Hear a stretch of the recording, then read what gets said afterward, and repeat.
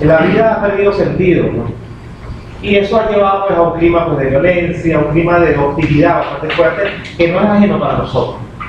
Sin embargo, pues, desde esta perspectiva, la mitología se revela no como una mera temática anecdótica de cuentos del pasado, sino más bien una forma de volver a darle ese sentido al mundo desde una perspectiva mucho más profunda, que es la que nos ofrece hoy día la técnica, sin menospreciar tampoco la técnica.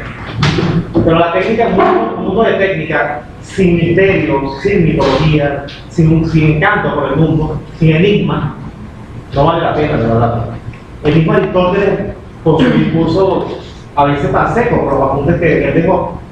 Sin embargo, en la metafísica misma, en el libro primero, él habla de que la persona que ama los mitos se une también a la persona que ama la filosofía. Y se ama en el asombro y en el sentir cierto sobrecogimiento, palabras de Mariano, ¿verdad? La palabra Taumato es un sobrecogimiento con las cosas. Entonces el filósofo se puede unir también a la persona que hace mitología. Bien, eso pues un poco de entrada. Sin embargo, pues ya el doctor López Saco está aquí a mi lado pues, y nos honra con su presencia. Él va a desplegar esta mañana todas estas ideas. Yo simplemente quiero ahorita, pues en este momento, agradecer por en primer lugar la presencia del doctor López Saco aquí con nosotros, de verdad que nos honra, pues una persona, pues, un catedrático pues, de alta categoría y también de una alta humildad. Lo que tiene de erudito, lo tiene pues, de persona humilde y sencilla, y eso pues lo agradecemos de manera profunda. Yo estoy hablando también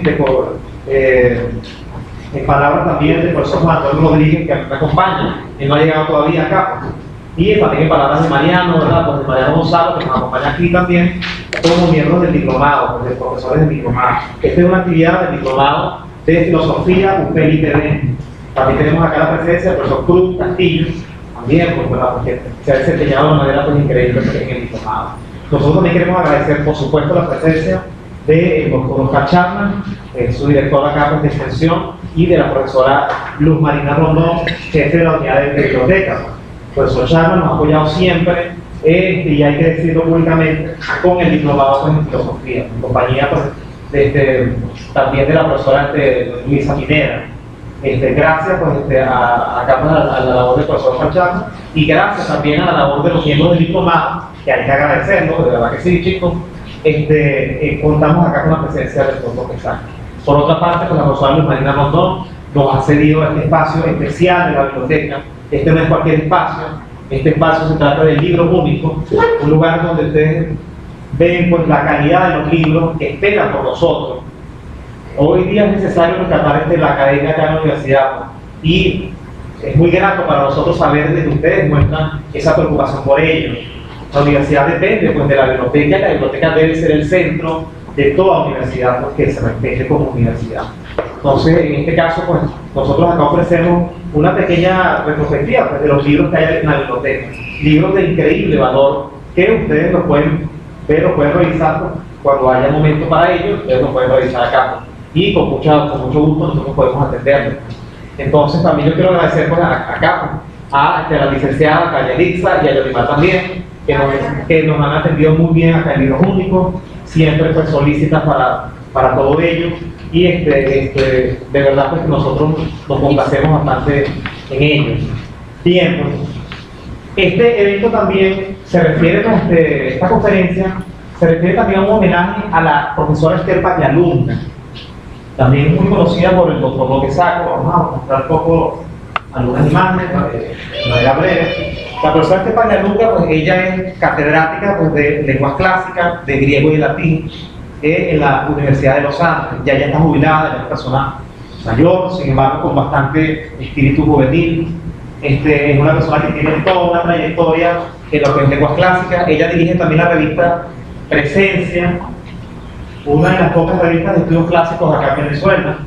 Esta revista es de la ULA y es una honra, un orgullo a nivel internacional. Es una de las revistas más visitadas de la ULA. Inclusive la doctora Paglialunga recibió un premio por ella.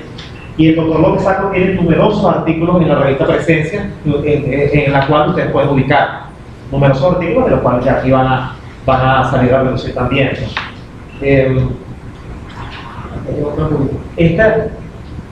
Este libro, Manual de Teoría Literaria Clásica, es una obra de la profesora Estefania Lunga, es un clásico que ustedes pueden revisar. Nosotros citamos y queremos el homenaje a la persona pues, de esta maestra, porque es la profesora Paila Lunga, porque nosotros queremos también fundamentar los estudios de filosofía y de humanidades en el pedagógico. Y no hay otra manera, pues, sino yendo pues, a las fuentes fundamentales que hay para ello. Entonces, bueno, aquí está una de sus obras.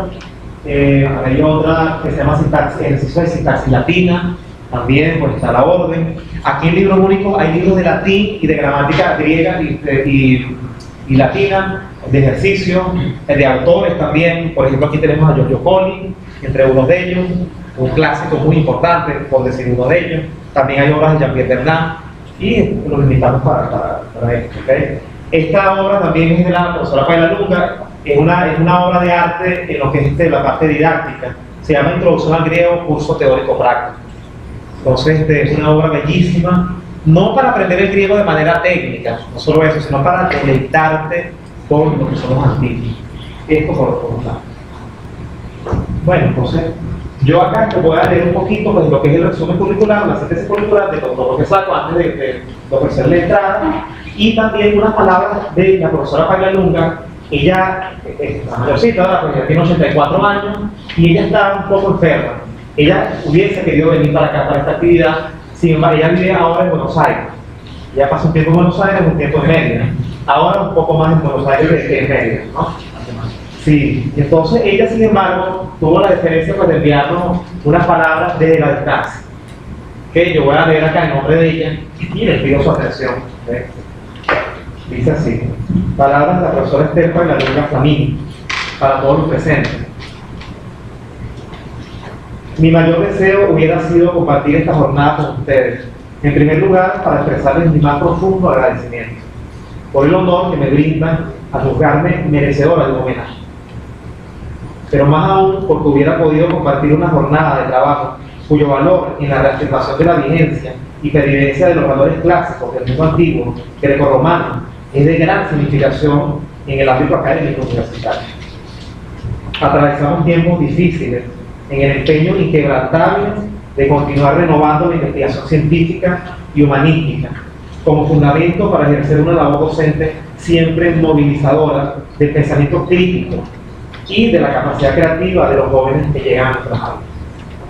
En mi larga experiencia he comprobado lamentablemente la reiteración de un rechazo a la inclusión del estudio de la lengua griega en los planes de estudios de las carreras de letras y los intentos para eliminarlo, tanto en nuestro país como en otros donde había sido de larga tradición y prestigio.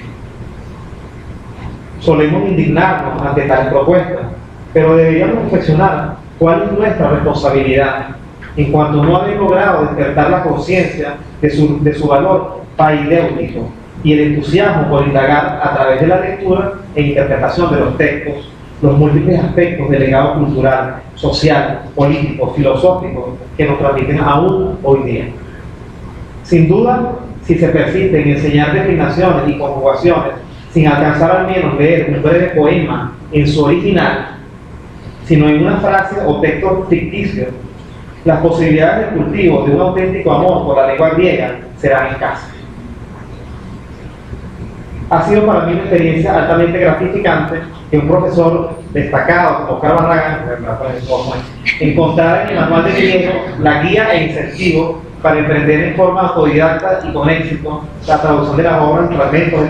Bueno, la profesora Estefania y yo mantenemos un correo, ella me enseña a mí por correo, por la parte electrónica, ¿ok? Y por ahí va esto, ¿no? Bueno, aquí hablando de los géneros literarios, filosóficos, en fin. Además, diversos cursos, conferencias y seminarios dictados a lo largo de mi actividad académica me han permitido comprobar el interés que suscitan temas que me apasionan y cuya importancia se ve reflejada en una extensa bibliografía crítica producida en las últimas décadas. Si me disculpan la digresión personal a la cual acudo a modo de ejemplo, quiero subrayar la importancia de los estudios sobre la retórica clásica, especialmente la aristotélica. No solo una audiencia especializada, sino una cada vez más amplia advierte que repensar las discusiones que los griegos antiguos sostuvieron alrededor de las artes de la palabra puede, una vez más, servirnos para iluminar la complejidad de los fenómenos políticos que nos aquejan y especialmente las diferentes manifestaciones del discurso del poder y sus interpretaciones. He comprobado no solo el interés por su lectura e interpretación de la retórica de Aristóteles, sino especialmente la contemporaneidad que los distintos destinatarios de cursos y seminarios discernían en la teoría aristotélica, si se aplicaba ya sea al análisis de discursos políticos, didácticos o religiosos, no puramente antiguos o clásicos, sino de nuestro propio tiempo. En otros términos, la renovación de los estudios sobre la retórica tenía un eco vital y presente y ofrecía una sólida teoría del discurso, compatible con las más modernas. No hay duda de que la posesión de habilidad para comunicar eficazmente ideas y proyectos es en nuestras sociedades modernas aún mayor que en la antigua Grecia, en la medida en que se puede alcanzar a través de los medios una audiencia mayor. Lejos de ser entendida peyorativamente, se ha ido afirmando la interdependencia de retórica y política, en el sentido de que más allá de contener facetas relacionadas con los llamados políticos en sentido repetido, el discurso retórico apunta a la interacción comunicativa entre individuos pertenecientes a un mismo ámbito sociocultural. Yo quisiera retribuir, aunque mínimamente, la distinción que me hacen con una felicitación muy especial por la jornada que hoy nos reúne, ya que las actividades programadas reflejan la finalidad de rescatar y conservar el acervo clásico constitutivo de la formación de nuestro pueblo, frente a corrientes de pensamiento que buscan denigrar. Agrego mis congratulaciones por la participación del doctor Julio López Sacks, reconocido investigador sobre la mitología griega y de otras culturas antiguas. Les auguro éxito en la continuidad de este propósito, con el cual se integra a una vasta comunidad de estudiosos de nuestros países latinoamericanos, quienes con sus obras de crítica y traducción pueden equipararse sin desmedro a las que provienen de Europa o Estados Unidos. Muchas gracias.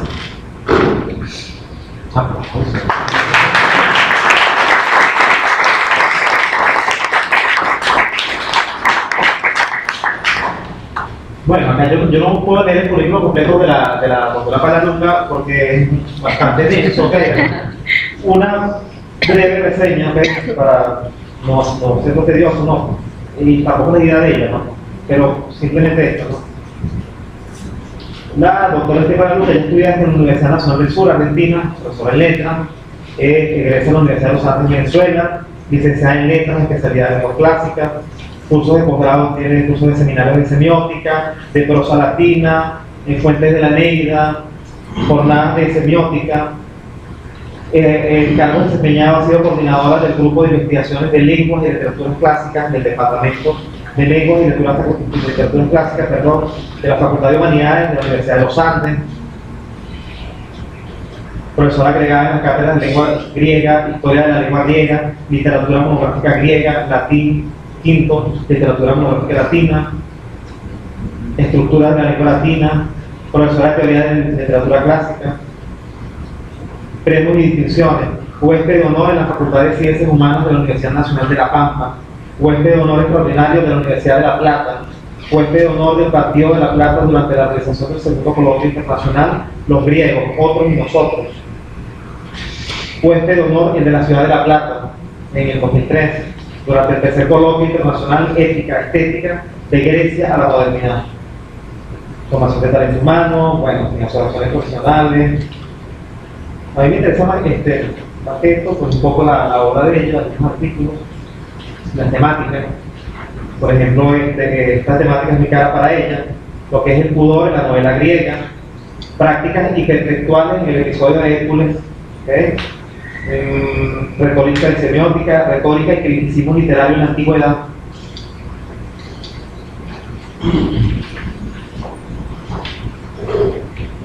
El amor en la novela griega, hombres enamorados y celosos en la novela de Caritón de Afrodisía, amor, justicia y venganza en la novela griega, la creación poética en Ovidio, entre otras.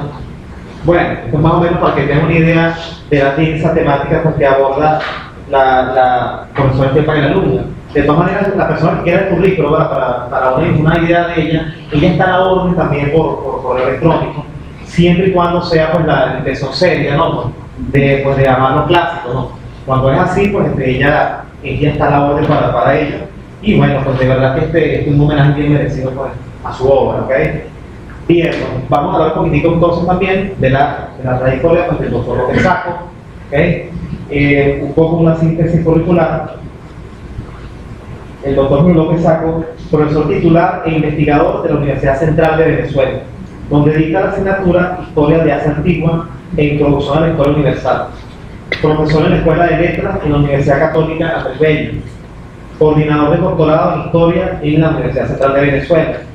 Es además docente del doctorado en Historia de la Universidad Central y profesor invitado en el doctorado en Ciencias Políticas y en Ciencias Sociales de la misma casa de estudios, con la línea de investigación denominada El Mito, con sustratos de la cultura. Hizo una especialización y un doctorado en el campo de la historia de la antigüedad en la Universidad de Santiago de Compostela, además de un doctorado en Ciencias Sociales en la Universidad Central de Venezuela. Vamos a mostrar un poquitico acá. La Facultad de Geografía e Historia es un poco el campo de la Universidad de Santiago de Compostela. Nosotros quisimos guardar un poquitico algunas imágenes de la Universidad de Santiago de Compostela para que nosotros se sintieran un poco a gusto, ¿verdad? Poco 30 años en Galicia, bueno, imagínense, ¿verdad? Un poco el campo universitario de la universidad. La Universidad de Santiago de Compostela no es cualquier universidad, es una universidad que proviene de finales del siglo XV, 1495, y comienzos del siglo XVI, que es una universidad bastante prestigiosa, con 19 facultades, nada más y nada menos, y en fin, en el ranking mundial pues, es increíble, es una universidad con bastante investigación. Y aquí está pues, la facultad, está bien, la Geografía e Historia de la Universidad de Santiago de Compostela. Bueno, yo sigo aquí. Es autor de múltiples artículos sobre mitología, historia y religiosidad griega y oriental. Tanto que acá no cabían tampoco, lo mismo en la posada para la luna, los artículos exceden, inclusive el tiempo acá. Publicados en revistas españolas y latinoamericanas, además de autor de capítulos en obras colectivas y de varios libros centrados en la historia antigua. Corresponsal en Caracas de la revista de la Universidad de los Andes, Presente y Pasado, y miembro de la revista Presencia, la misma que citamos de la doctora Paila Lunga, de Estudios Clásicos de la UNA, y colaborador nacional de la revista de Arqueología Española, las publicaciones en Alemania, España, Argentina, Brasil, en las Islas Canarias también.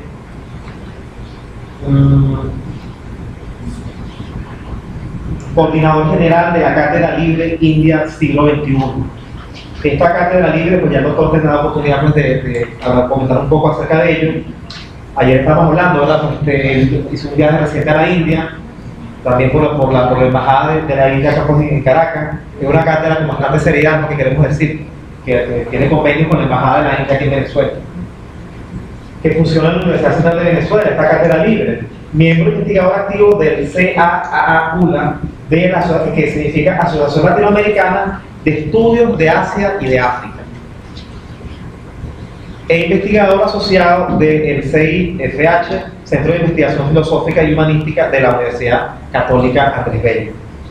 Ha dirigido un proyecto de traducción y comentario de fuentes para la historia antigua de Asia, financiado por el Centro de Investigaciones de la UCB, y es participante habitual del Foro Español de Investigación de Asia-Pacífico y del ciclo de estudios sobre el imaginario con sede en Recife, Brasil.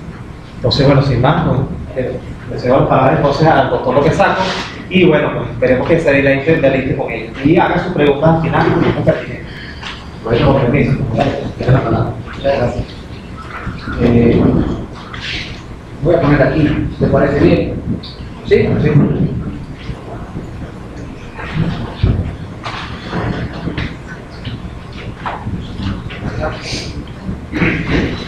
Bueno, pues buenos días. Quisiera, bueno, antes de que entremos, vamos a decirlo así, en materia, ¿no? Y podamos pues, debatir y conversar todo lo que sea posible y nos deje pues, el tiempo, ¿no? Y la buena disposición que sé que existe, pues antes de eso, naturalmente quiero pues, hacer un agradecimiento especial, normalmente a las autoridades presentes, a los miembros profesores del Departamento de Formación Docente, en especial, naturalmente, al doctor Barragán, amigo, ¿no? Por encima de todo, que, pues bueno, en un momento determinado me puso en este aprieto. Algo que no le voy a perdonar nunca, no es verdad. Porque, ahora explico por qué, ¿no? Porque, pues cuando me invitó y me dijo si podía asistir a conversar con vosotros, ¿no? Sobre mitología, claro, yo dije que sí, con mucho gusto, ¿no? Pero me metió en un problema porque, pues, es complicado en cierto tiempo, bastante limitado, pues hablar de mitología, ¿no? Cuando requeriría, pues, un curso completo, semestre quizás, pues, para hablar detenidamente sobre mitología. Entonces, pues, me puso a pensar, cosa que le agradezco, en cómo enfocar esto, ¿no? Entonces, yo se lo consulté y le comenté que, dadas las circunstancias, me parecía oportuno hacer lo siguiente. Buscar un hilo conductor que sirviese para hacer un discurso que fuese coherente, ¿no? No un conjunto de historias sobre mitología, porque eso no tiene sentido. Además tienen muy buenos textos, diccionarios de mitología, donde lo pueden encontrar y de manera mucho más explícita y mejor que lo que yo les pueda decir. Y en función de esa premisa, pues decidimos que fuese orientado a partir de, pues, esos referentes básicos, esos agentes, digamos, de la mitología. Y naturalmente los agentes de la mitología griega en particular, pues son las divinidades, los héroes y aquellos que no son ni una cosa ni la otra y que, sin embargo, pues forman parte de muchos de esos relatos y tienen, pues, una participación significativa y también un significado y un sentido importante, ¿no? Me refiero a eso que yo llamé monstruos en un momento determinado y seres híbridos, ¿no? Que, pues, tienen, como decía, una participación bastante relevante en algunas de las historias, gracias, en algunas de las historias de la mitología, ¿no? Además, uno siempre tiende a ser ambicioso en esto, ¿no? Que después tiene un material enorme y que no sabe cómo digerir, pero en fin, quise hacer algunas alusiones específicas, sobre todo al mundo heroico. Entonces escogí a Heracles, ¿no? Como, digamos, paradigma del héroe panhelénico, y a Jasón, quizás no fue una elección del todo adecuada, les voy a explicar por qué, como una suerte de antihéroe, entre comillas, ¿no? En el sentido de que, pues, vamos a ver que es un héroe con ciertas debilidades, más bien tanto tímido y que necesita la ayuda de Medea para hacer para llevar a cabo, ¿no? Sus actividades y aquello para lo que fue pues exigido. Quizá hubiera sido más preciso y más útil Odiseo, pero también quizá nos puede dar tiempo a hablar de él, ¿no? Antes comentábamos justamente que aquí comité con algunos de ustedes, pues hablaba de justamente el papel de Odiseo como una suerte de héroe, digamos, que no cumple, ¿no?, los requisitos típicos de del héroe. Y después de esto, pues hablar un poquito de las personificaciones me parecen claves, no de todas naturalmente, sino de algunas, digamos, las más significativas, y ahí me voy a permitir, pues, hablar un poquillo también, si puede ser, de algunas personificaciones romanas, porque se trata de poner sobre la mesa algunos de los valores, por no decir virtudes, que eran importantes, significativas en el modo de proceder griego y romano, ¿no? Ya van a ver en su momento por qué. Para concluir en una última parte con hablar un poco de los misterios de Eleusis y del orfismo. Advierto sobre el asunto del orfismo que, bueno, yo no soy filósofo, ya lo sabéis, y por lo tanto, pues me voy a centrar particularmente en aquellas peculiaridades de tipo mitológico presentes en el orfismo. De todas maneras, sí, me gustaría, pues, hablar un poquito de la teogonía órfica, que lo conocemos, y lo haré un poquito de manera pues comparativa, ¿no? Vamos a ver. Eso sería, digamos, la temática, ¿no?, a tratar. que como podéis apreciar, pues es bastante densa, bastante larga. De manera que intentaremos en la medida de lo posible hacerlo que sea pues digerible, ¿no? Y a mí me gustaría, en un momento determinado, aunque Oscar comentó que, bueno, hacer preguntas al final y todo esto, pero si alguien tiene preguntas o comentarios, pues no dude en preguntar y en comentar, y entonces hacemos esto pues más y más, ¿no? Por eso no tengáis ningún tipo de problema. Además, no es malo hacerlo porque yo hablo bastante. No necesariamente bien, pero hablo bastante. Y entonces, si me dejáis hablar, hablo. Y entonces, el punto no es ese, ¿no? Después, en una última parte, ya para concluir este de introito, si quisiera pues, mostraros algunas imágenes, sobre todo en soportes muy clásicos, ¿no? Pintura vascular, ¿verdad? Algunos pequeños ejemplos en escultura, en relieve, ¿sí? Y comentaremos algunos. Son bastantes, son unas 50 o 60 imágenes, de las muchísimas que se podrían mostrar, pero claro, no vamos a tener tiempo de trabajar cada una de ellas. Entonces, pues bueno, veremos algunas, Me encanta. comentaremos algunas, las que sea posible, en fin, todo va a depender también pues, de lo interesante que pueda parecer. Bueno, entonces, en vista de eso, vamos a empezar pues, con esos agentes, ¿no? Que mencionaba hace un momento. Y lo voy a hacer, pues, empezando en rigor, habría que decir con aquellos que son más importantes, ¿no? En teoría, que serían los dioses, ¿no? Lo primero que se puede decir de los dioses griegos son divinidades activas. Y cuando digo activas me refiero a que su accionar es muy mundano, ¿no? Y en ese sentido pues son pasionales, para bien o para mal, ¿no? Porque a fin de cuentas pues, en las pasiones entra todo.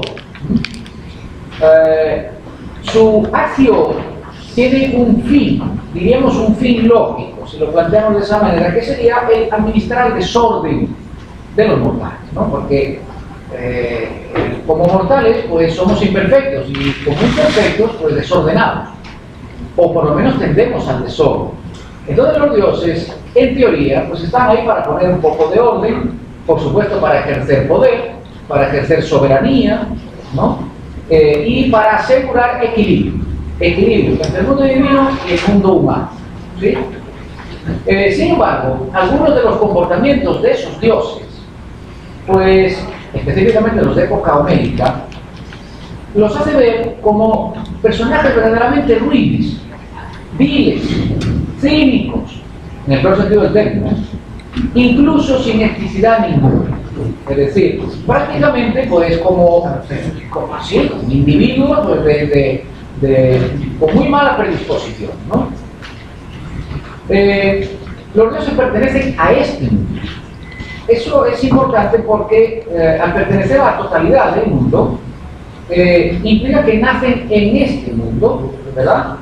Y no al margen, y no son deidades trascendentes, no son deidades creadoras. Hay una diferencia importante con respecto a cómo se contemplan las deidades griegas en relación a las deidades hindúes. Voy a dar un ejemplo comparativo de culturas, de civilizaciones indoeuropeas, ¿no? Mientras el dios griego es un dios muy humano, muy antropomórfico, y por lo tanto con las virtudes y defectos de cualquier ser humano, de cualquier persona, las divinidades hinduistas, que son muchísimos millones, no dejan de ser principios de cómo se entiende lo divino en ello. Es decir, la presencia de distintas divinidades no dejan de ser más que manifestaciones de lo divino, distintos acercamientos a lo divino, ¿verdad? Todos ellos, en cualquier caso, perfectamente vinculables entre sí, pero son un tanto más trascendentes, más allá de que se plasman iconográficamente, icónicamente, y pueden ser objeto de devoción, ¿no?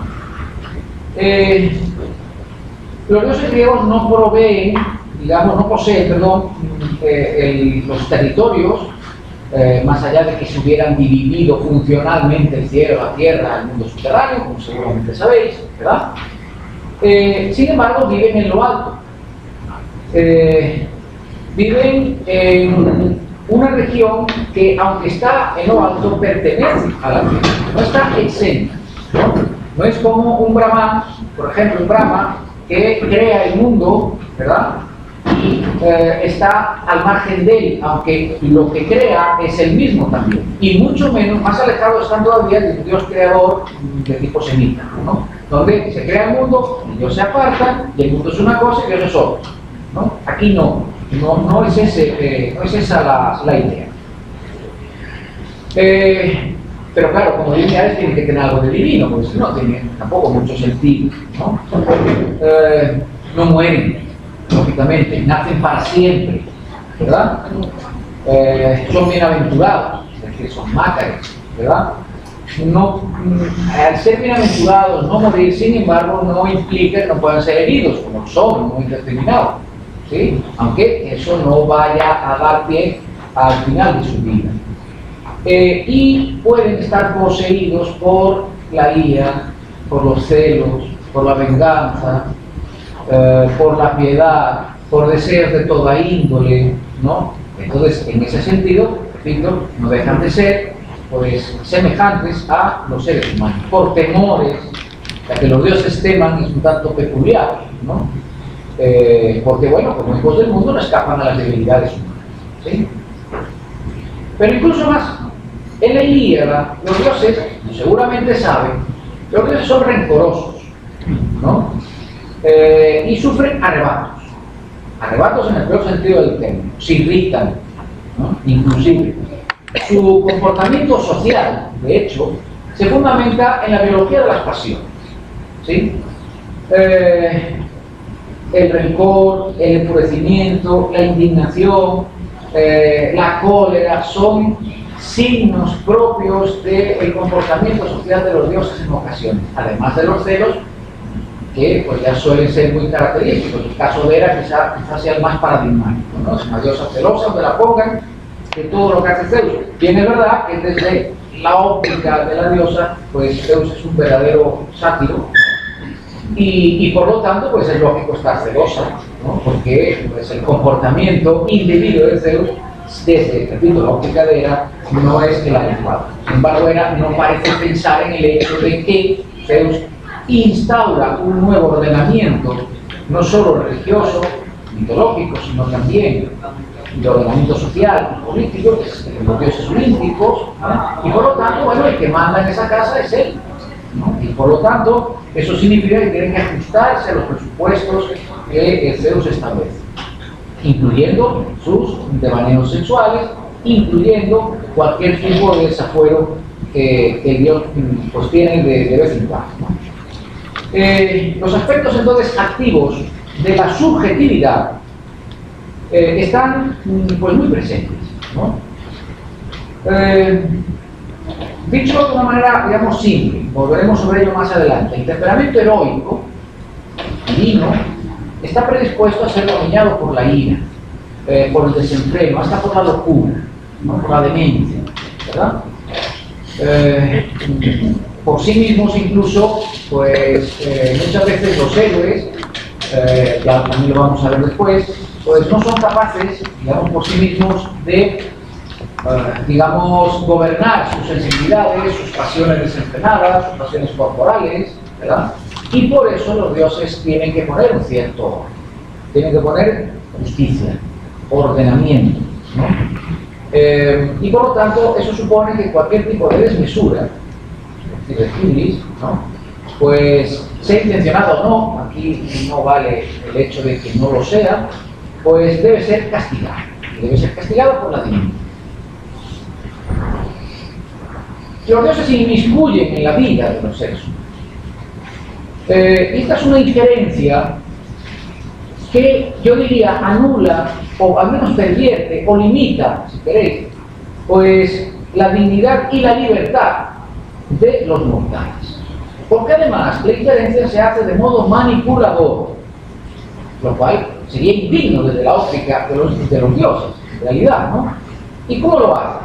Bueno, pues a través de posesiones, a través de alteraciones de las facultades mentales, Los dioses generan locura inicialmente como una intención de recuperar el equilibrio perdido, fruto de un sacrilegio, por ejemplo, un asesinato o cualquier cosa de este tipo, pero también lo hacen a través de la intimidación, lo hacen a través de la persuasión, ¿no? Y por lo tanto pues manipulan al ser humano a su antojo. Es decir, estamos hablando de dioses que casi son los manipuladores de los seres humanos entendidos como marionetas en manos de los dioses, ¿no? A mí me espanta, doctor, en la Ilíada, ¿verdad? La parte que está muy molesta la diosa Tetis, ¿no? Porque Aquiles le ha quitado a Briseida. Entonces Aquiles está muy molesto y le dice a la mamá. Y Tetis va y reclama a Zeus, ¿no? Y Zeus piensa, bueno, ¿qué voy a hacer con Agamenón? ¿Qué voy a hacer con estos arqueros, verdad? ¿Qué voy a hacer con ellos? Y entonces le manda una idea del sueño, ¿no? Y el sueño llega y le habla a Agamenón y le habla, y está durmiendo Agamenón, y le está hablando, está entre dormido, no es un sueño completo. Agamenón siente de que le está hablando algo. Y entonces este sueño lo termina engañando y lo envuelve nada más y nada menos que una guerra, que es la guerra de Troya. Sí. Y entonces yo digo, Dios mío, los seres mortales que somos vulnerables a caer en cualquier tipo de error o engaño, ¿no? Uno cree que es casualidad, porque uno dice, bueno, desde nuestra mirada técnica, uno dice, me equivoqué. No, pues. Pero desde la mirada de los griegos, esa equivocación no era una mera casualidad, sino que provenía entonces de quizás pues, de la astucia de un dios. En el caso de Ajax, también de Sófocles, como Ajax mismo es engañado y él asesina a sus compañeros, ¿no? Claro. Eso, o sea, a mí me causa mucha preocupación, ¿no? Porque uno, el mortal, siempre está a punto de... Pero eso puede ser también quizá un indicativo, podríamos pensar, de hasta dónde puede llegar la responsabilidad del ser humano. Es decir, el hecho de que sean dominados, manipulados por los dioses, también puede incidir en el hecho de que, bueno, todo tipo de acción que lleve a cabo, pues no es una acción que a fin de cuentas está siendo dirigida desde lo divino. Y por lo tanto yo no soy responsable directamente, ¿no? Es una pérdida de responsabilidad interesante, en el sentido de que, sobre todo, aquellas actitudes que no son las adecuadas, entiéndase moralmente hablando, desde el vista ético, están justificadas por la manipulación de los divinos, ¿no? Lo cual podría llevar a pensar, bueno, hasta dónde entonces el ser humano que se retrata en la mitología es un ser humano absolutamente carente de esas virtudes, ¿no? Y de esas responsabilidades, ¿no? No obstante, las facultades personales, ¿verdad? Pues que no están a salvo de la presencia y de la manipulación divina, sería, yo diría, la voluntad, ¿no? La razón, pues los dioses pueden quitar esa razón, es decir, pueden generar demencias, como ya he dicho, y pueden volver a establecer esos mecanismos racionales en el ser humano y el juicio, ¿no? Pero lo que más llama la atención es la voluntad, es decir, hasta dónde entonces la voluntad de las personas está sometida al arbitrio divino, ¿no? Eso nos llevaría a hablar en un momento determinado, quizá lo hagamos, sobre el destino y sobre el hecho de que hay cosas que no se pueden soslayar y que hay que esperar simplemente lo que está predestinado a ocurrir. Fatal, ¿no? Claro, y ese fuerte fatalismo, ¿no? No deja de ser interesante porque, digamos, desde nuestra óptica intentamos desmarcarnos en la medida de lo posible de esa de estar sometido, digamos, a la razón de otros, no a la razón nuestra, ¿no? Los deseos, las desmesuras, las ofuscaciones, por lo tanto, que encontramos en los mortales son también ofuscaciones de los dioses, ¿no? Sin embargo, es interesante observar cómo la pedagogía, el sentido común y el orden es una propiedad divina y solo de vez en cuando están en manos de los seres humanos, con lo cual todavía se pierde más la posibilidad de esa voluntad y de esa libertad humana sometida a ese poderío de Dios. Por supuesto que no siempre es así, estoy generalizando un poco, sobre todo en el ámbito de la mitología homérica es más evidente, teniendo en cuenta que estamos en un mundo aristocrático, nobiliario, donde los cuestionamientos de honor están profundamente arraigados, y ya veremos, por ejemplo, en una imagen, ¿no?, como Ajax, ya que lo mencionabas, ¿no?, pues que se suicida no tanto porque no le da las armas de Aquiles cuando muere y se la dan a Odiseo, lo cual en sí no sería una afrenta. A Odiseo, si Odiseo no hace nada, no es ningún héroe, yo soy un guerrero, ¿no? Después de Aquiles es el mejor, allá está la mona, me refiero, ¿no? No Hileo. Pero no es por eso por lo que se suicida. Se suicida porque Atenea le envía un arrebato de locura y entonces asesina a un conjunto de ovejas. ¿Se recordáis? ¿No? Y eso sí es un sacrilegio, porque está matando una serie de animales domésticos que sirven para el sacrificio. Entonces, en realidad, la muerte es porque ha atentado contra lo divino, no por las armas de Aquiles, ¿no? Ya lo veremos después. Y comete un acto que, dependiendo desde qué óptica se vea, el del suicidio, pues puede ser, digamos, benéfico o no, liberador o no. Ya veremos eso también más adelante. En cualquier caso,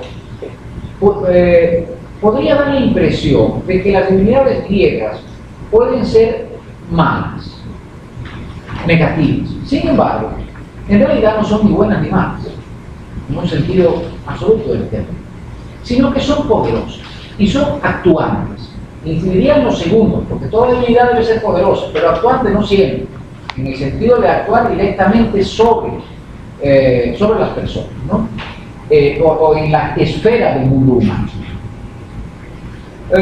La actividad divina está en parte más allá de la comprensión humana, por supuesto. Pero el comportamiento de los dioses, la interrelación que se tiene con los seres humanos, se modela a partir de las costumbres y de las instituciones humanas. Lo que significa que entonces el mundo de lo humano sin el divino no tiene razón de ser, y el divino sin lo humano tampoco. Dicho de otra manera, ¿hasta dónde es la relación entre el mundo divino y el humano una necesidad? Pensémoslo en términos simples y en términos prometeicos incluso. Los seres humanos necesitan a los dioses desde un punto de vista existencial, psicológico, si se quiere. Los dioses necesitan a los seres humanos porque sin seres humanos no hay dioses. Es decir, si no hay dioses, si no hay seres humanos que les rindan tributo, ofrendas, culto, oraciones, plegarias, etc., no hay dioses, no tiene sentido. Y viven de eso. Es decir, el hecho de que un ser necesite el olorcillo rico del sacrificio, ¿no?, de la hecatombe, es un indicador de que los dioses sin eso no tienen vida. A ver, no tienen razón de ser, ¿verdad? Entonces, la sociedad divina y la sociedad humana es un espejo, un reflejo especular de la sociedad divina, y se requiere que ambas pues estén en perfecto equilibrio. Una sin la otra no tiene sentido, es decir, la mirada es de abajo hacia arriba y de arriba hacia abajo, ¿no? Pensemos un poco a nivel quizá de mundo e inframundo.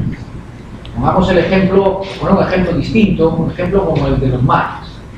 Y ahora me voy lejos, ¿no?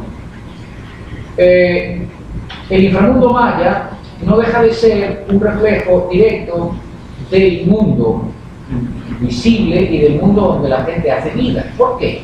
Porque esencialmente es un lugar oscuro, a diferencia del mundo que es claro, pero donde hay vida, donde los dioses de la muerte hacen vida, viven y hacen vida, y disfrutan, y tienen fiestas, hacen sacrificios. Está bien reflejado en la pintura vascular, en los vasos mayas, ¿no?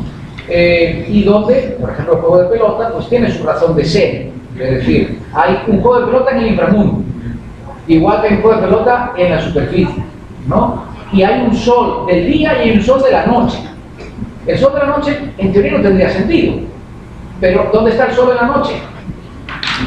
Está en alguna parte, no desaparece, ¿no? Pensad un poco en el Amduat, en el libro del Amduat egipcio, y cómo el sol, y la vaca de Ra y todo esto, cómo el sol, cuando desaparece, ¿no?, por occidente, tiene que pasar una serie de pruebas bastante complicadas en el inframundo y siempre es igual, ¿no? Y atravesar ese mundo, pero sigue siendo el sol, sigue estando ahí hasta que vuelva a aparecer, ¿no? Y entonces mata a la serpiente Apopis, ¿no? La destroza, pero la desmenuza, pero a la noche siguiente vuelve a estar ahí. Entonces, nunca desaparece porque es necesario mantener un equilibrio precario. Es el equilibrio precario del día y del próximo día, ¿no? Y la oscuridad implica que el sol está oculto, está desaparecido, pero no muerto. Y por lo tanto siempre está ahí presente, ¿no? Entonces, en virtud de eso, hay una correlación directa, como decía, del marco institucional, del marco costumbrista, del marco social, de ordenamiento humano en lo divino y de lo divino en lo humano. Eso es interesante porque en otras sociedades antiguas no se vislumbra de la misma manera. Hay una distancia, no diría insuperable, pero sí una distancia entre ese mundo divino de lo alto y el mundo humano más terrenal. Siempre deben estar separados. Si no estuviesen separados sería caótico, pero tienen que tener un vínculo, un hilo conductor, ¿no? Que en distintas culturas pues, puede ser el emperador, por ejemplo en China, ¿no? O puede ser una determinada personalidad, un sacerdote, un chamán, etcétera, que sirve de axis mundi entre los dos extremos. Doctor, en ese sentido podríamos hablar que eso favoreció el nacimiento de la democracia entre los griegos. Quizás sea un factor, efectivamente, quizás sea un factor. El hecho de que la futura justificación, aunque sea en una forma más humana, causalísticamente hablando y desde el punto de vista temporal, es lo que va a favorecer el hecho de, si se quiere establecer la conciencia del ser histórico en el marco de la polis. Y por lo tanto, seguir pensando en que los dioses están ahí, pero ya no son los dioses los que hacen las cosas, sino nosotros. Y por lo tanto, nosotros las hacemos y ellos las hacen igual. Vamos a ponerlo en estos términos. Dicho de otra manera, hay dos principios, digamos, que son fundamentales para, digamos, establecer la suerte de salto epistemológico que vamos a encontrar desde el mito a la historia. Uno es la causalidad, es decir, el hecho de que vamos a establecer que en un momento determinado, que es solo puede ser el marco ciudadano de la polis arcaica clásica, en Grecia, vamos a establecer que las cosas que suceden por mecanismos naturales, físicos ponios, o van a suceder porque nosotros somos los responsables de que sucedan, no la divinidad. Punto número 1. 2. Establecer un marco de temporalidad controlable, ¿no? Es decir, aquel hilo tempore, Lucialiade, por ejemplo, queda en el marco de lo abstruso, de una temporalidad que es remota y que es imposible de alcanzar. Mientras que una temporalidad lineal va a implicar justamente que el ser humano es el responsable de las cosas que hace, para bien o para mal.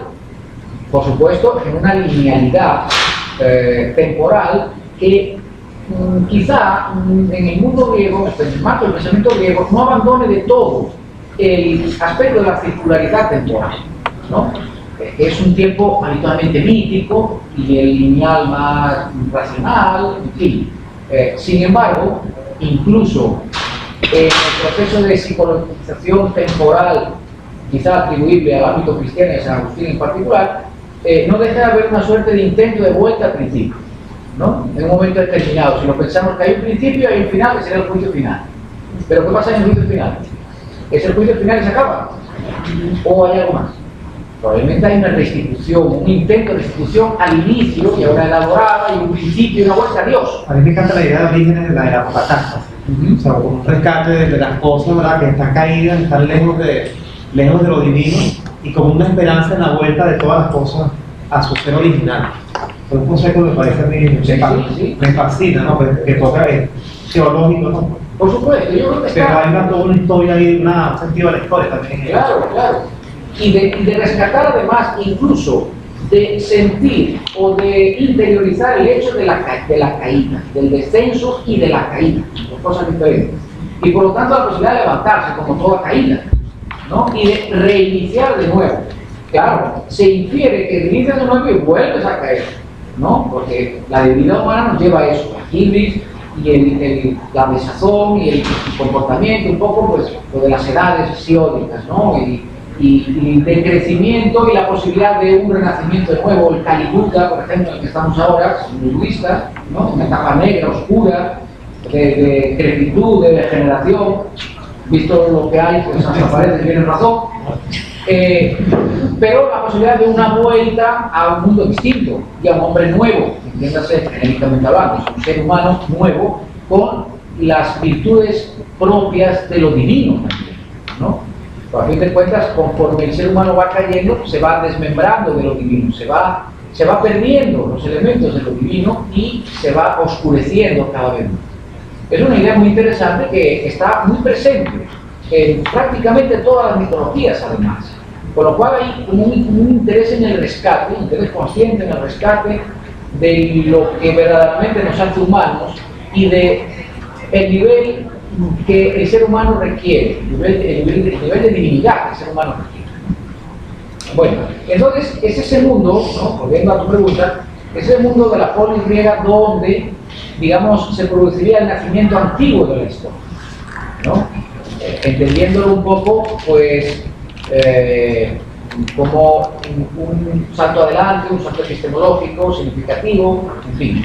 Sin embargo, el nacimiento moderno de la historia es de mediados del siglo XIX, ¿no? Como antes, el nacimiento de la historiografía también, y en un marco geográfico e histórico determinado que es la Europa de esa época, y dentro de un contexto que es el alemán y el inglés en particular, la historiografía inglesa y alemana, ¿no? Que por cierto está relacionada con el marco testimonial y con los principios de la justicia. El historiador es testigo, pero es testigo, pero no juez, o no debe ser, aunque a veces tenemos la tendencia a juzgar, ¿no? Sobre todo a juzgar a los demás, que es muy fácil, pero sí ser testigo de lo que ocurre, testigo ocular, de la óptica europea, no de oído, lo cual también es discutible, no sé qué os parece a vosotros, en el sentido de que nosotros hoy entendemos que es más que lo que vemos que lo que oímos, si lo vemos directamente, quiero decir. Mientras que lo que oímos parece que tiene un segundo grado de realidad. Yo no estaré tan seguro, porque muchas veces vemos lo que queremos ver, y no vemos la realidad, ¿no? Y muchas veces escuchamos realidades. Entonces, bueno, otra discusión ahí larga. Pero en cualquier caso, lo interesante, lo importante es que se le dio, pues, precisión, y de ahí la palabra teoría, precisión a lo visual frente a lo audiovisual.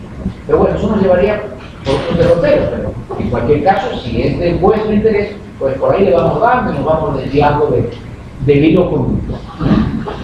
Bueno, los héroes, ahora.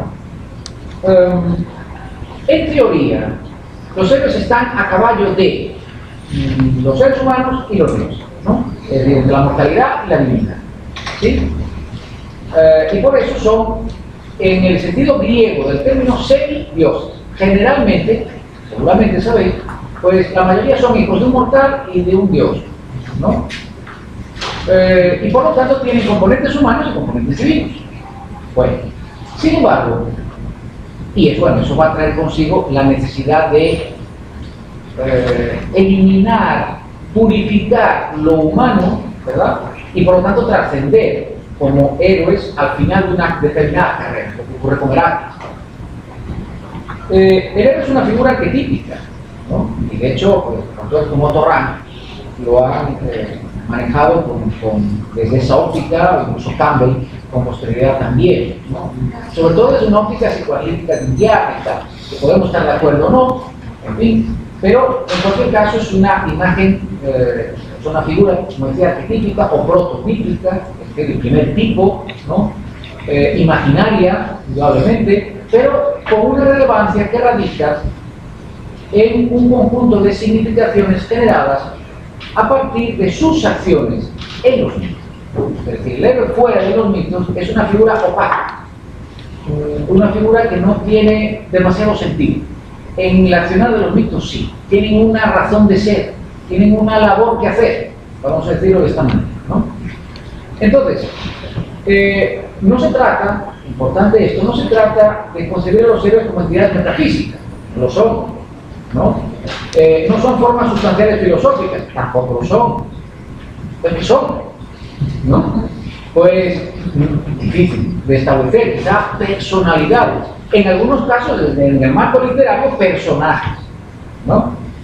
Vamos a, si queréis, utilizar un poco el término pues, de personalidades dentro del accionario. El ser humano tiene una necesidad de idolatrar y de imitar a los héroes, o aquellos comportamientos que entendemos que son heroicos en manos de determinado tipo de personalidades, ¿no? Y por lo tanto, el héroe se siente como un medio de justificar actitudes, bien sean individuales o colectivas, ¿no? Es decir, sociales, por lo tanto. Lo digo de otra manera.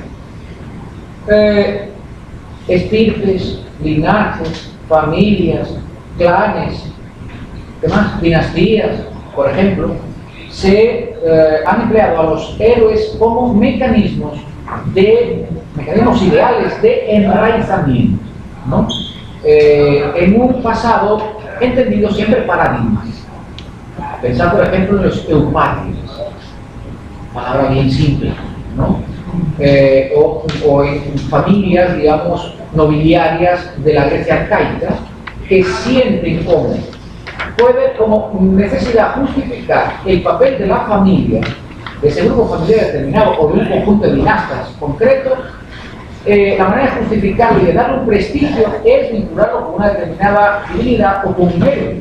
Inclusive, por ejemplo, Roma con Eneas. Bueno, por su origen, o sea, hasta un pueblo, hasta el mismo Roma. Ese es el ejemplo más significativo, de hecho, de leyenda histórica y de mitos fundacionales, como de tantos, que utiliza el mecanismo de lo heroico, ¿no? Eneas, Anquises, y después, bueno, los hijos, ¿no?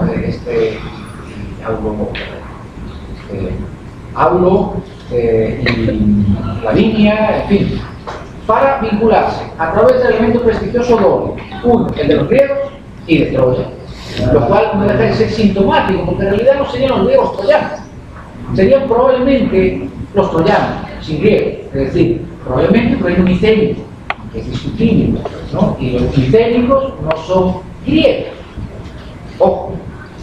Pero bueno, el prestigio del mundo del Egeo, y después el prestigio, o sea, del mundo griego, y después el prestigio de lo heroico, a través de un personaje que no es verdaderamente significativo, ¿verdad? Pero que en cualquier caso se buscó el enlace, a partir, pues eso, de un personaje que huye, tampoco es que eso sea muy prestigioso, ¿no?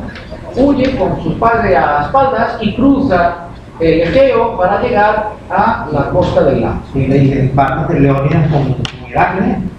Leónidas también, que venía a ese tipo de Sí, por supuesto. Entonces, eso da un prestigio, da una justificación social evidente y clara, y que pasa en el mundo griego y pasa después también, de hecho. Estaba ordenando un poco las ideas, ¿no? Porque me venía la idea de que el héroe pudiese ser también esa representación física y real de un Dios que actúa, pero que no le puedo colocar el nombre de un Dios, sino yo necesito un personaje, o sea, la necesidad interna del ser humano de que pueda tener la fortaleza de ir más allá de una realidad y al cual yo he llamado héroe. O sea, es una cuestión como darle un término a algo que se nos hace necesario internamente. Correcto, correcto. Y es así, de hecho.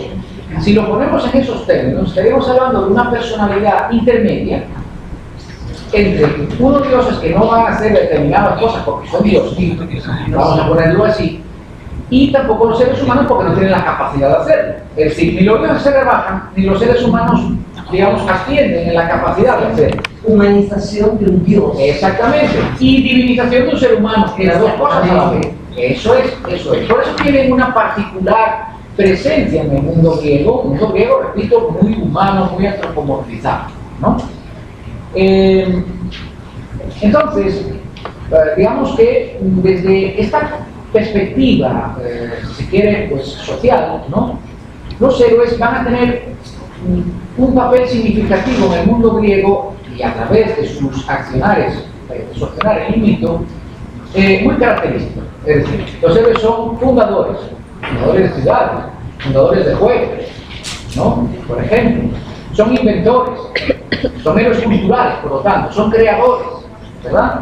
Son civilizadores, es decir, liberan, por lo tanto, de monstruos, liberan terrenos, los hacen cultivables y por lo tanto hacen posible la cultura en el sentido de cultivar, ¿no? La tierra y de instalar civilización, ¿verdad? Por lo tanto, si eso es así, va a implicarse que se convierten en seres modélicos. Y si son seres modélicos, son seres que hay que imitar.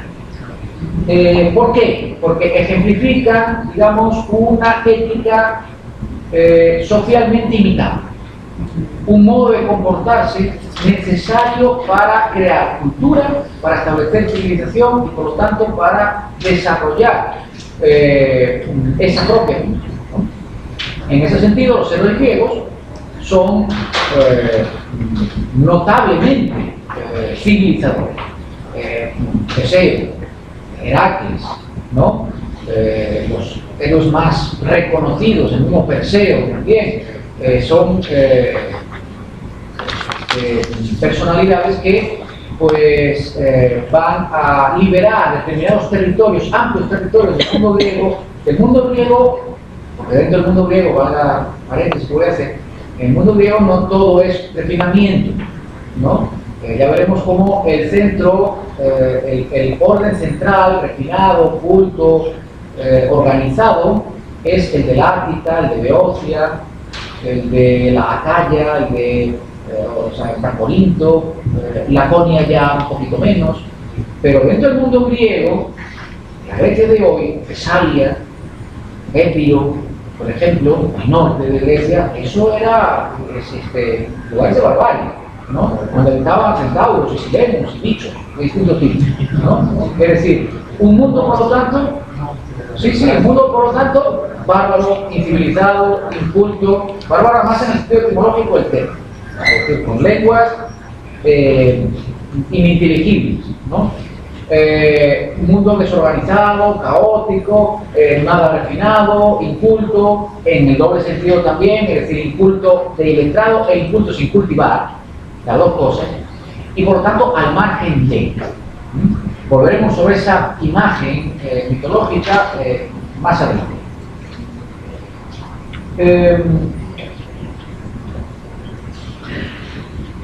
Digamos que en su modo de actuar, el héroe es individual e individualista, ¿no? Y si se quiere un aventurero sin límite, ¿no?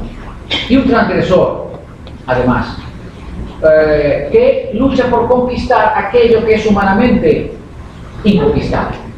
Esto es interesante, porque el hecho de que el héroe tenga que trascender límites, tenga que romper barreras y que tenga que ser un transgresor, va a llevar a que su comportamiento esté también extralimitado, fuera de lo normal.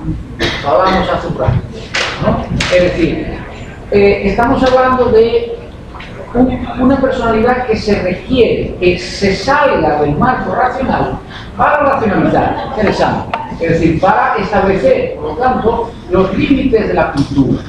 Y por eso es transgresor, y por eso cometen acciones que serían, desde nuestra óptica, moralmente reprobables. Asesinan impunemente, ¿no? Muchas veces. Cometen actos de lujuria, ¿verdad? También sin ningún tipo de recato. Es decir, llevan a cabo una serie de acciones que serían incluso, desde nuestra óptica, moralmente censurables y legalmente penables. Pero en fin. En todo caso son los que pueden hacer, siguiendo un poco el comentario que hiciste, ¿no? Aquellos que hacen aquello que los demás no podemos hacer. Por lo tanto, requieren tener un mínimo de cierta libertad que sobresale los límites, ¿no? Es un poco como la actuación policial, digamos, un tanto desmedida, más allá del marco legal, para poder aprender. Aquí serían los monstruos, pues serían los delincuentes, ¿no? Poder aprender a esos delincuentes, pero saltándose un poco a la torera ciertos límites legales y de derechos humanos y tal, ¿no? Pero consigue lo que quiere, que es lo importante, que poner en el redil, digamos, al personaje. O sea que es como, es justificable. Bueno, lo que pasa es que como son semidioses, y tienen particularidades ambas, es como decirlo, es como un eslabón entre ambos, ¿verdad? Lo que pero más allá de eso, no tiene que justificarse en el sentido de si son de la justicia, en este caso, porque, o sea, me suena mucho, ¿verdad? Que tenga que, pues usted lo denomina de esa manera, ¿no? Que tenga que pasar, tenga que hacer un acto desmedido para alcanzar la justicia. Sí, en el sentido de que tiene cierta licencia para poder hacerlo. Vamos a ponerlo en esos términos. Naturalmente hay actitudes, ya lo veremos en el caso de Heracles, que no tienen justificación.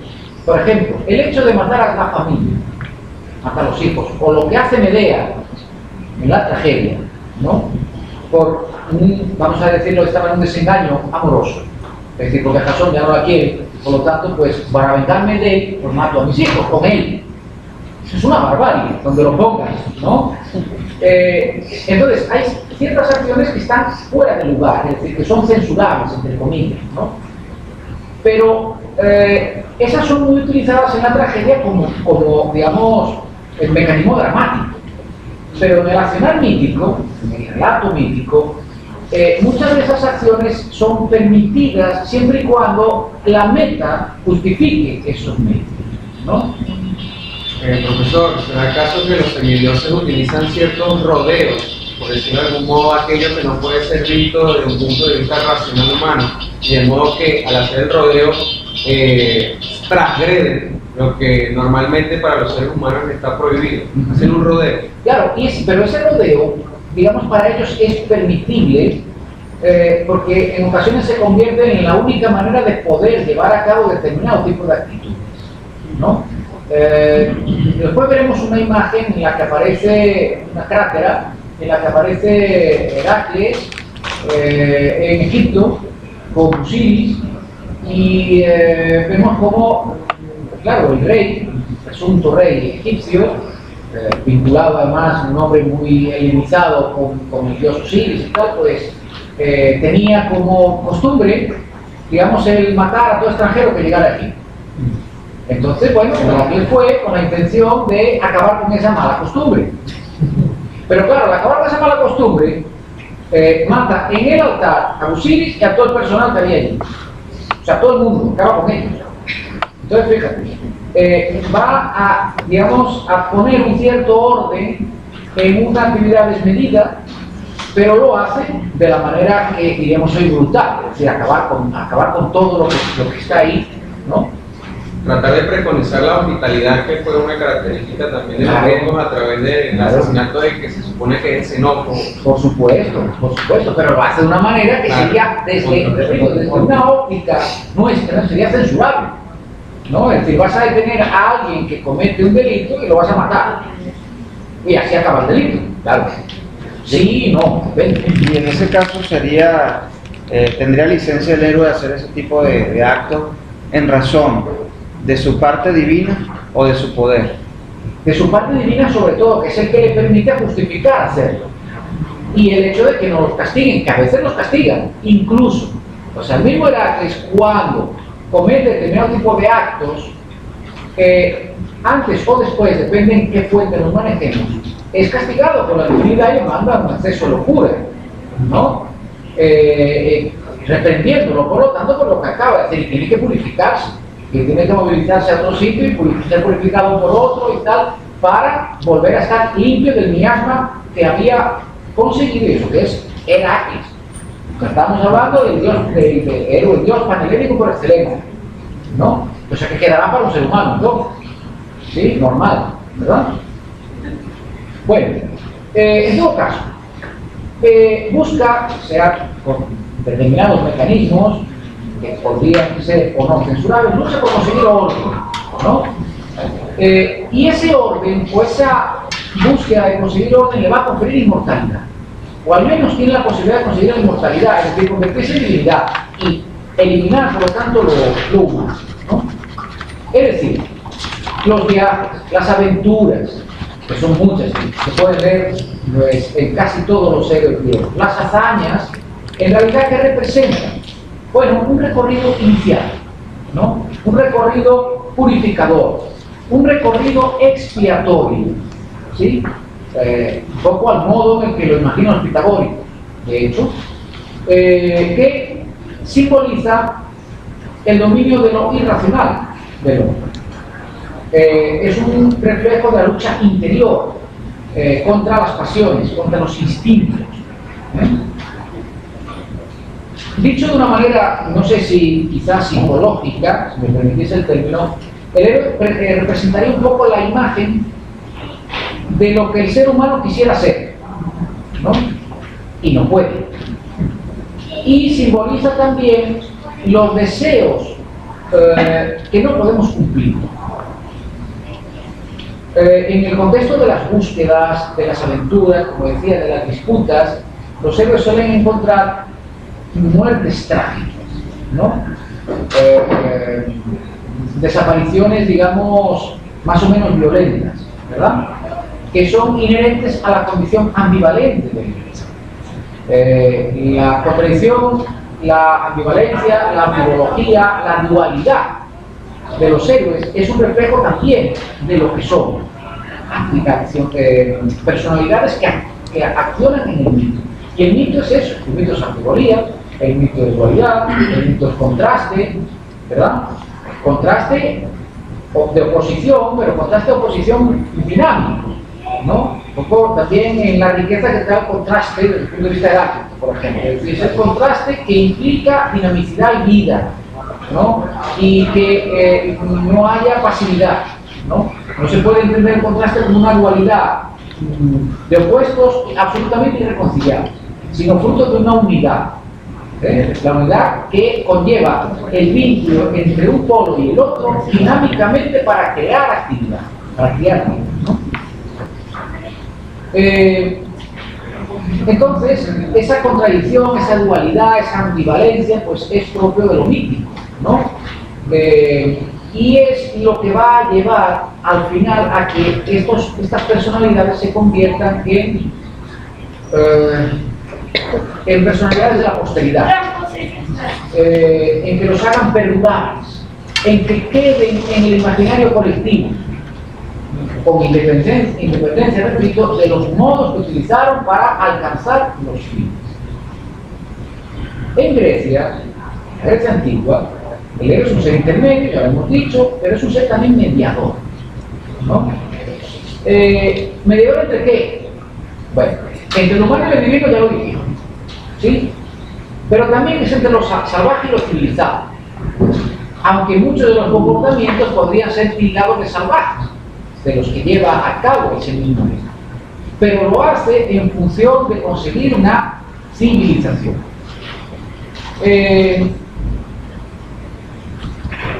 Está un poco a caballo en su línea de acción y en su naturaleza constitutiva entre los aspectos culturales valerosos, civilizadores y aquellos desmesurados, destructivos, criminales, despóticos. Hay muchísimos ejemplos al respecto, ¿no? Pero es un tipo de heroicidad que destila valor, que destila honor, sin ninguna duda, tanto en la épica como en la lírica, en la tragedia, en cualquier género literario donde los héroes participen, siempre hay un marco honorífico en ellos, con independencia, repito, de que sus actitudes desmesuradas o destructivas, ¿verdad? O criminales, pues puedan llegar a ser utilizadas, sobre todo en el marco de la tragedia, con intenciones dramáticas, ¿verdad? El caso de el Heracles loco, por ejemplo, de Eurípides, ¿no? Es un caso pues paradigmático en sí mismo. En la épica homérica, el héroe es muy claramente definido, ¿no?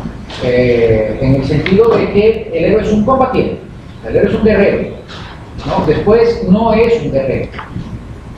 Pero en la épica homérica es un guerrero, combate bajo el marco de una sociedad aristocrática donde el componente de honor y de valor es combatir. Y no solo eso, sino combatir y morir en combate. Un poco lo de Aquiles, ¿no? Más allá de que estaba predestinado, de hecho, a morir en Troya. Pero podía haber elegido. Es decir, podía haber elegido no morir en Troya y morir de viejo, ¿verdad? Pero deshonrado. Entonces prefiere morir en Troya, joven, ¿no? Un poco esa idea de dejar un cadáver joven, un dicho, sí, un dicho muy norteamericano, ¿no? ¿Verdad? Un poco de la generación beat y tal, ¿verdad? Dejar, pues, ¿cómo es? Morir, vivir deprisa y morir joven. Y morir joven. Y de esa manera dejar un cadáver Sí, atractivo. dejar un bello cadáver. Exactamente. Esa es. Pero, y claro, eso te eleva al Olimpo. Eso te eleva al Olimpo de las leyendas, ¿no? A eso, a un James Dean. ¿Hasta qué punto estos héroes le tenían temor a la muerte siendo seres semidioses? Porque recuerdo haber leído una parte donde dicen que Aquiles en cierto modo siente temor a la muerte porque él dice que prefiere ser un hijo de un esclavo que ser recordado como un héroe entre los muertos. Y efectivamente tienen un cierto temor, claro que sí, porque como en su aspecto humano, no dejan de ser seres humanos que le temen, por supuesto, a lo que les puede ocurrir en función del tipo de actividades que van a llevar. Y temen héroes grandiosos, digamos, como aquí, y otros a lo mejor no tan grandiosos como Odiseo, ¿no? Así como Odiseo también se disfraza para no ir a la guerra, Aquiles también lo hace. Hay una, no tengo esa imagen aquí, pero hay un plato de un tesoro romano del siglo IV, donde lo que se representa en el centro, un plato de plata, donde lo que se representa es justamente Aquiles disfrazándose para no ir a la guerra de Troya, y quien lo descubre, Odiseo. ¿Qué cosa? ¿No? Y entonces lo descubre y dice, véngase para acá, usted le toca ir para A mí me tocó. ¿no? ¿Verdad? Entonces tienen cierto temor, naturalmente que tienen cierto temor a la muerte, pero una vez enfrascados en su actividad heroica, el temor desaparece, porque esa muerte, digamos, es el objetivo fundamental. ¿Por qué? Porque es la muerte hacia un paso nuevo. Es lo que ocurre cuando Heracles recibe de Deyanira, sin saberlo ella, ¿no? La túnica con la sangre y el esperma de Neso, ¿no? Del centauro, y que lo va a quemar y tal, y que entonces le pide, ¿no? A Filoctetes que traiga la pira funeraria Meleta, y entonces muere ahí purificado, ¿verdad? Y muere consciente, vivo todavía, pero con la intención de finalmente trascender lo humano y llegar al Olimpo, y ahí lo recibe Hera con los brazos abiertos, y además le da a la hija, a él de la juventud, ¿no? Curioso en el sentido de que, bueno, tiene una vida nueva, ¿verdad? Y como una hija de Hera, que estuvo machacando en él de continuo, ¿no? Desde el principio, desde el momento en que supo que Zeus es el padre de él, padre real, ¿no? Y por lo tanto trasciende y se convierte, pues eso, en una divinidad, ¿no? Entonces, desde ese momento la muerte es simplemente un paso, el despojarse de un cuerpo grosero que pues simplemente no conlleva a nada, más que a una suerte de vulgarización. Bueno, ¿qué pasa con los monstruos y los seres psíquicos, ¿no? Todo eso le volveremos a hablar un poquito después con los ejemplos. En principio, la catalogación de lo monstruoso y de lo híbrido, entiéndase seres híbridos en el sentido de hibridismo zoomorfo, ¿no? Silenos, centauros, sobre todo, pero también aspectos monstruosos, tipo cíclopes, por ejemplo, un minotauro, ¿no? Arpías, en fin, por mencionar algunos de los muchos que pululan, ¿verdad? Y que tienen acción muy particular en los mitos, se catalogan siempre como salvajes, como bestiales, ¿no? Y están claramente presentes en muchos ciclos míticos en leyendas, ¿verdad? Y sus actitudes son propias de un mundo, impropias de un mundo civilizado, ¿no? Sin embargo, y aquí empieza lo interesante, algunos de estos personajes híbridos, por ejemplo el centauro Quirón, pues simbolizan aspectos de la cultura, ¿no? Y del orden, y son pedagogos, y son maestros de ellos, ¿verdad? Y presenta por lo tanto una polaridad contrastante en sí mismo, es decir, es una polaridad dentro de la polaridad, desde la polaridad de lo salvaje, de lo civilizado, de lo refinado, por un lado, y dentro de lo salvaje, aquel que también tiene actitudes de refinamiento y de cultura, ¿verdad? En la antigüedad, el griego de la antigüedad concibió en el seno del mundo civilizado, culto, refinado, jerarquizado, organizado y hasta aristocrático, ¿no? Es decir, el marco de la polis, de géneros, ¿no? Como dócil, como domesticado, ¿sí? Concibió un conjunto de seres salvajes que son foráneos, agrestes, ¿no? Con forma humana, semihumana, híbrida zoomorfa, ¿verdad? Que al lado de ideas de tipo fantástico, exclusivistas y etnocentristas, sobre lo desconocido y sobre el temido mundo bárbaro, entendiendo esto como un mundo extraño y salvaje, siluetean el ámbito de la razón. Es decir, es un mundo de lo salvaje, de lo incivilizado, de lo irracional o de lo extrarracional, que está cerca del racional. No solo cerca, sino que de vez en cuando sobrepasa los límites, se mete, ¿no? Y conlleva ciertas actitudes dentro de ese mundo. Naturalmente, desde la óptica griega, como desde la óptica de otras grandes culturas, India o China, por ejemplo, la mirada hacia el otro, la mirada culturalista hacia el otro, es profundamente etnográfica, profundamente exclusivista, ¿no? Y eso conlleva que el mundo externo sea un mundo incivilizado de la periferia, sea un mundo agreste, sea un mundo inculto, ¿verdad? Pero necesario en la dinámica. Es decir, no puede existir un centro refinado, culto y organizado si no tiene con quién combatir, o con quién debatir, o con quién dialectalizar, si se quiere ver así, que sería esa periferia. Y la periferia está afuera, está ausente, pero de vez en cuando se mezcla, o sea, interactúa, ¿no? Tal vez Odiseo puede representar al héroe que va marcando la frontera cuando hace el regreso a Ítaca, la medida en que va relacionándose con los dioses y los monstruos. Entonces es una forma como que de marcar la fisionomía cultural del griego en contraposición a lo que puede ser lo bárbaro, lo racional. De hecho, transita ese mundo, justamente como tú lo dices, ¿no? Lo transita durante todo su nostro, durante todo su regreso, ¿no? Que pasa por una serie de circunstancias peculiares, digamos, características que en sí mismas son historias propias, digamos, que se podrían sacar y estudiar en sí mismas, ¿no? Va transitando siempre en el límite entre lo divino y lo humano, entre lo irracional o lo no racional y la razón, ¿verdad?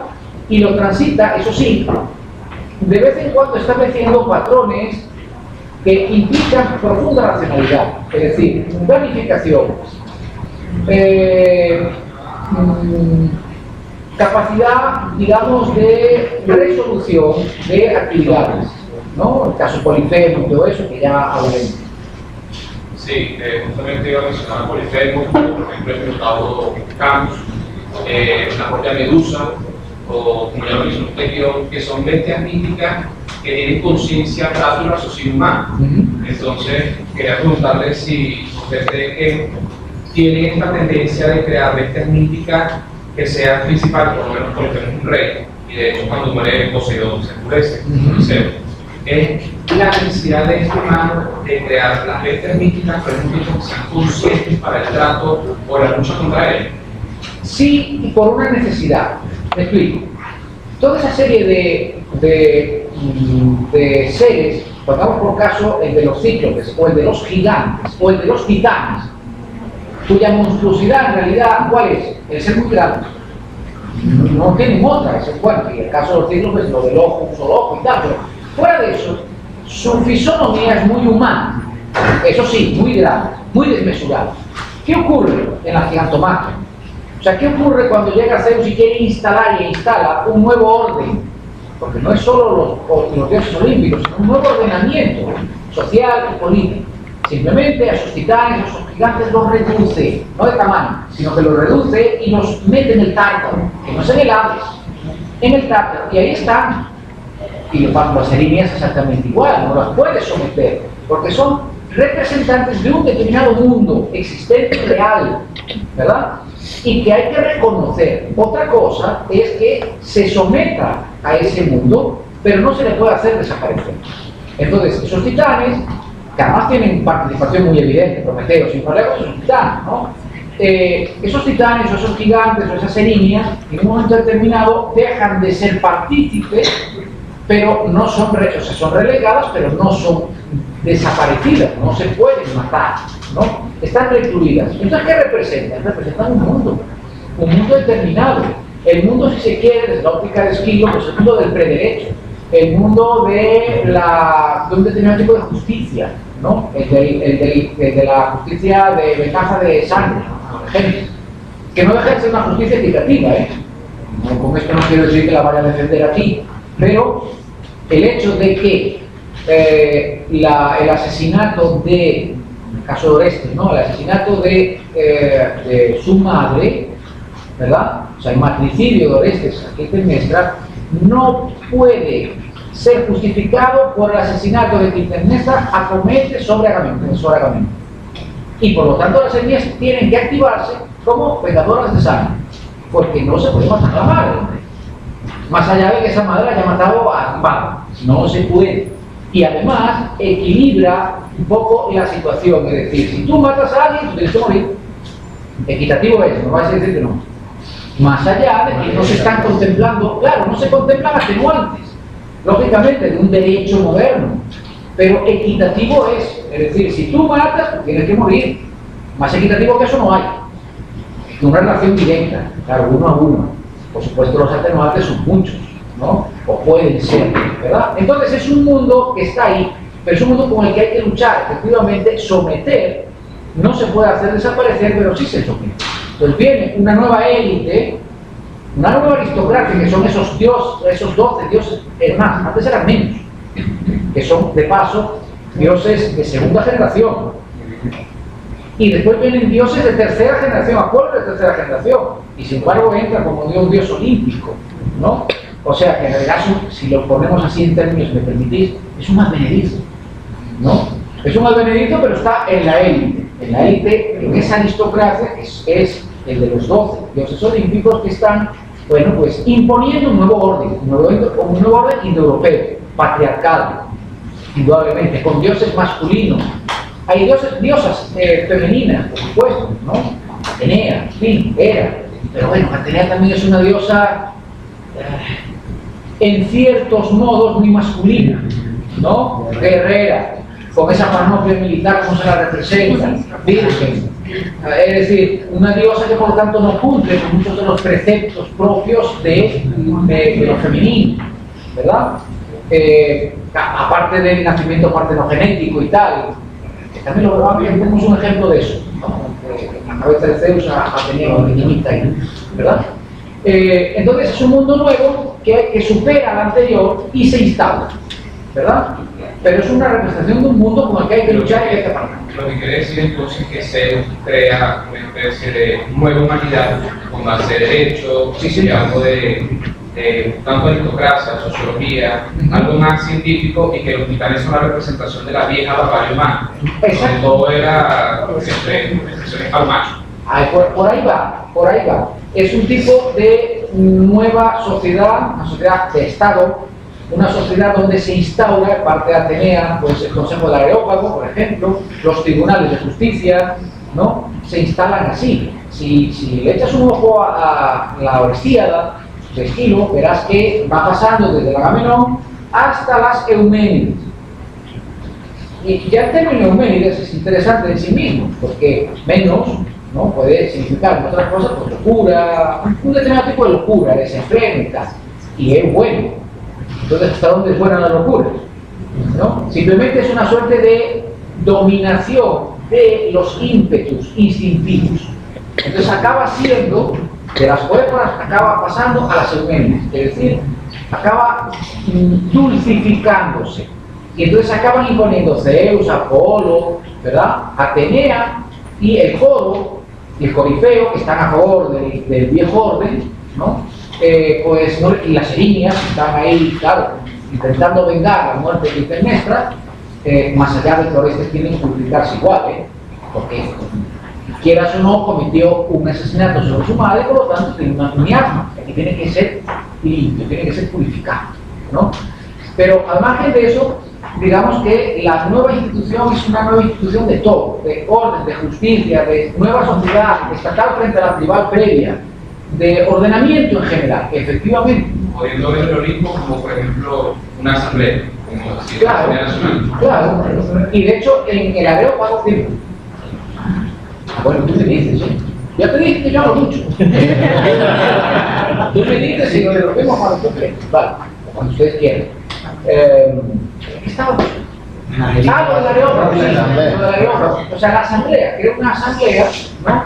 Y es una asamblea y además tribunales de justicia que van justamente, y ahí viene el voto último de Atenea, que vota por Orestes, justamente para, el voto de ella, para que se mantenga el nuevo orden de justicia, ¿no? Y por lo tanto las erinias tienen simplemente que apartarse porque ya no tienen, digamos, como te digo, no tienen posibilidad de ejercer el tipo de derecho, pero no desaparecen las erinias.